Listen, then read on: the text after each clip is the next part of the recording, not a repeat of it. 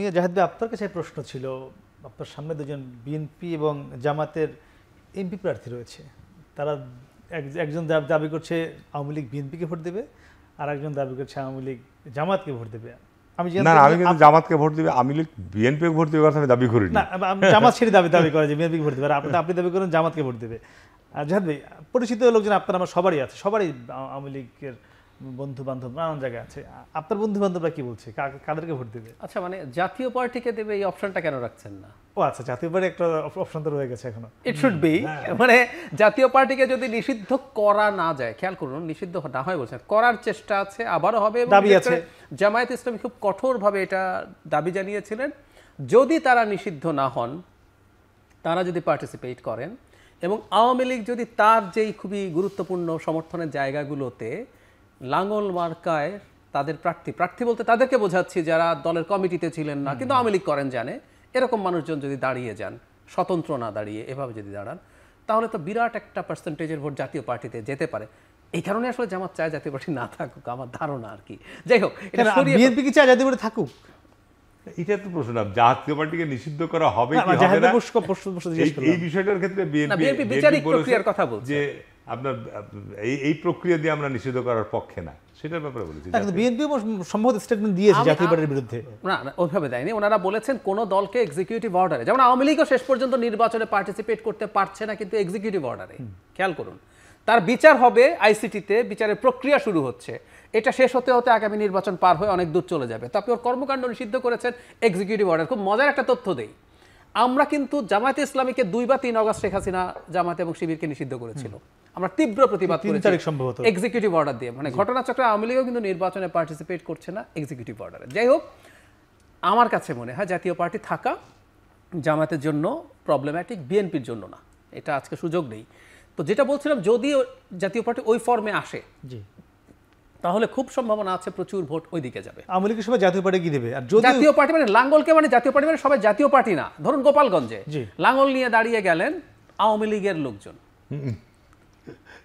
মানে লাঙ্গলকে ভোট দেবে, লাঙ্গলকে আপনি পাশে রেখে এরপরে একটু বলেন। আচ্ছা, এটাকে যদি সরিয়ে রাখি, যদি তারা না থাকে, তাহলে আমার কাছে মনে হয়, এটা আমার ধারণা, ব্যক্তিগতভাবে অনেকে অনেক কথা বলেন, যেমন কাউকে আমি ভোট দেবো না শুনছি, আর কাউকে ভোট দিতে পারবো না, আওয়ামী লীগকেও, ইভেন আওয়ামী লীগ থাকলে ফেয়ার নির্বাচন হলে আওয়ামী লীগকে ভোট দেবো না এমন আওয়ামী লীগার আছে, আমি চিনি।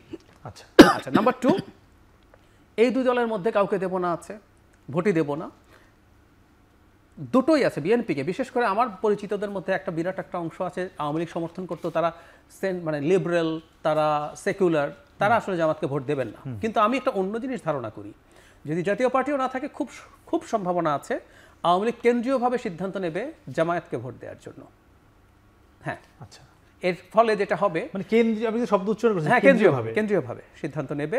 এটা সময় থাকলে আমি বলতে পারবো, আপনি তারেক রহমানের যদি সর্বশেষ সাক্ষাৎকারটা দেখেন, he was very tough on Awami League, এবং আওয়ামী লীগের ব্যাপারে আসলে আওয়ামী লীগের বিচারের প্রশ্নে টাফ বলতে আমি এটা বোঝাচ্ছি না তাদেরকে গায়ের জোরে কিছু করবে, কিন্তু জামায়াতে ইসলামীকে যদি সিটে বড় করে ফেলা যায়, বিএনপি তুলনামূলকভাবে দুর্বল থাকবে, 1।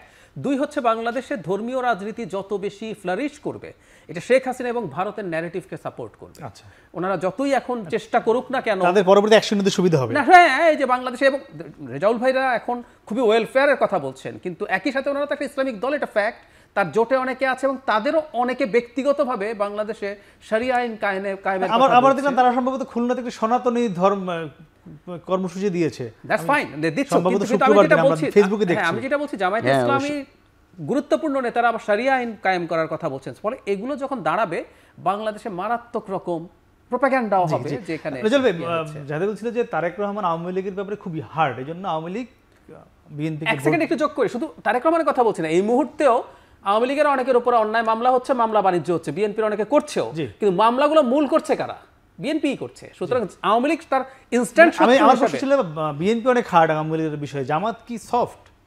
ধন্যবাদ। না, হার্ড এবং সফটের ইস্যু না, আমাদের শীর্ষ 11 জন নেতৃবৃন্দকে আওয়ামী লীগ হত্যা করেছে।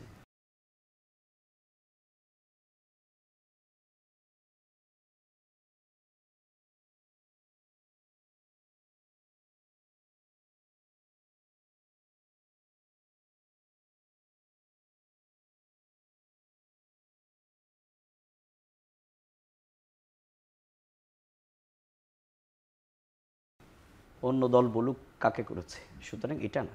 না, বিএনপির আমাদের দুজনকে- না, আমি বলছি পলিটিক্যাল পার্টি হিসাবে সব দলের লোকেরা আমরা নির্যাতিত হয়েছি, কিন্তু আমাদের শীর্ষ নেতৃবৃন্দকে তারা একটা বিচারিক পদ্ধতি তার হত্যা করেছে। সুতরাং এখানে আমাদের বিশ্ববিদ্যালয়গুলোতে ছাত্র শিবির উপরে কি নির্যাতন হয়েছে, সারা দেশে কি হয়েছে, সুতরাং এটা না। আমরা মনে করি যারা অপরাধী, আসলে আমাদের এই বিপ্লব পরবর্তী, অভ্যুত্থান পরবর্তী কালোকে কালো, সাদাকে সাদা বলার জায়গায় যদি না আসে, কে কার ভোটের পাবে এটা না হয়ে, বরং যারা অপরাধী আমরা তাদের ভোটের জন্য লালায়িত না হয়ে বরং তাদের বিচারের জন্যই আমরা সোচ্চার।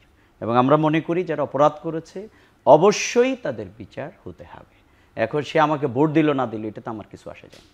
আর এরপরে যারা বিভিন্ন পর্যায়ে আছে তারা কি করবে সেটা তো তাদের দল ডিসাইড করবে। আমরা আওয়ামী লীগের ব্যাপারে বসে কিভাবে ডিসাইড করতে পারি যে অমুককে দেবে তমুককে, এটা হয়তো একটা এক ধরনের রাজনীতি।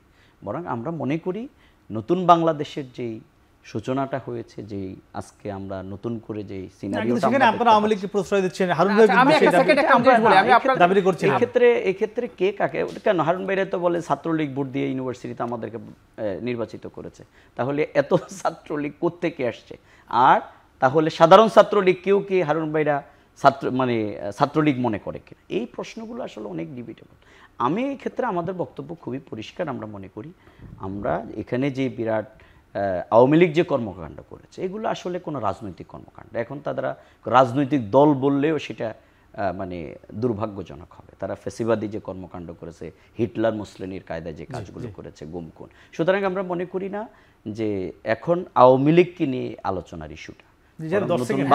হারুন ভাই যাওয়ার আগে আপনাদেরকে একটা দায়িত্ব দিতে চাই। আপনারা একটা ইনভেস্টিগেটিভ রিপোর্ট করেন, এই পর্যন্ত আওয়ামী লীগের বিরুদ্ধে দেশে বিভিন্ন জায়গায় যত মামলা হয়েছে তার কত পার্সেন্ট মামলার বাদী জামায়াতে ইসলামীর সদস্যরা?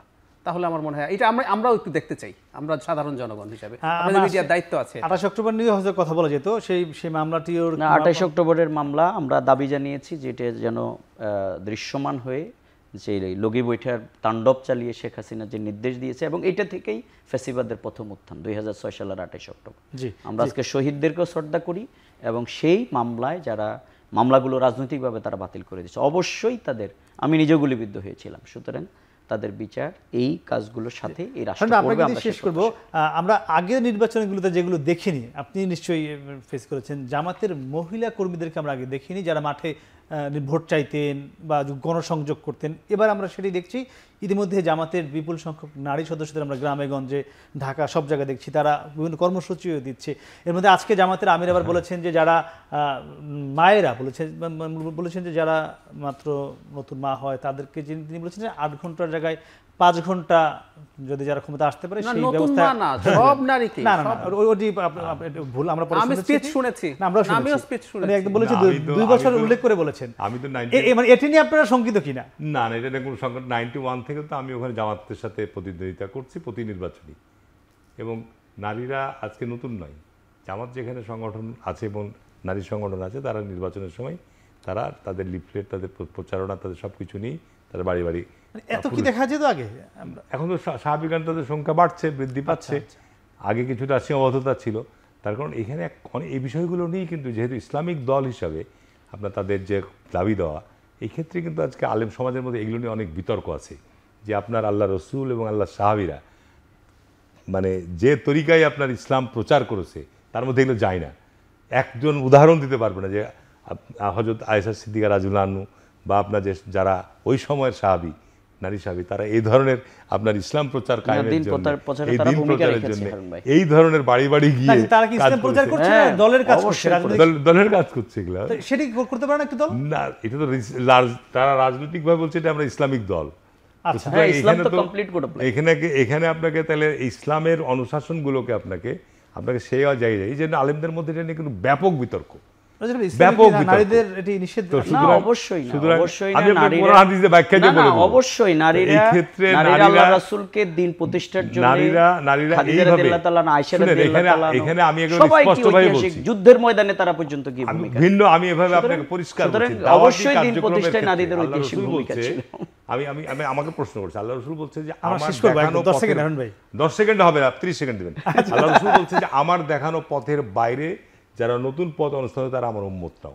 সুতরাং আল্লাহ রসুল এবং আল্লাহ রসুলের সাহাবীরা আপনার যে পথ দেখিয়ে গেছে এর বাইরে যদি সে কেউ বলছেন কোনো সেই কাজ পথে করে, আছে, আপনি না না বলছেন না। অবশ্যই আমি বলবো, এই নতুন তারা- পথে হচ্ছে তারা তাদেরকে নতুন পথ কর্মকাণ্ড যারা থেকে কর্মকাণ্ড বাইরে নিয়ে যাওয়া, গ্রহণ বরং করেছে, দিন প্রতিষ্ঠায় তাদের নারীরা তাদের ঐতিহাসিক জবাবদিহি ভূমিকা করতে হবে। রাষ্ট্র এটা আমি জবাবদিহি পরিচালনায় করব না, যারা তারা ইসলামিক ভূমিকা রাখতে চিন্তাবিদ, হবে, এটাই যারা স্বাভাবিক। ইসলামিক চিন্তাবিদ, যারা ইসলামিক স্কলার, তারা এই ব্যাপারে জি ব্যাখ্যা আমরা দেবেন। enough। এটি জনগণই ডিসাইড করুক ইসলামে কি আছে, আমিও সেটা জানি না, সেটা নিশ্চয়ই তারা কোরআন হাদিস পড়ে সিদ্ধান্ত নেবে। আপনাদের তিনজনকে অসংখ্য ধন্যবাদ। দর্শক, কথা বলছিলাম তিনজন অতিথির সঙ্গে, তারা কিন্তু সব একটি বিষয়ে এসে একমত হয়েছেন যে এই যে মত দ্বিমত তর্ক বিতর্ক এর সব একটি সুন্দর সমাধান শঙ্কামুক্ত বা কোনো সংঘাত মুক্তভাবে আগামী নির্বাচনে হোক, সে প্রত্যাশা আমরা করছি এবং সে প্রত্যাশা শেষ করছি। শুভরাত্রি।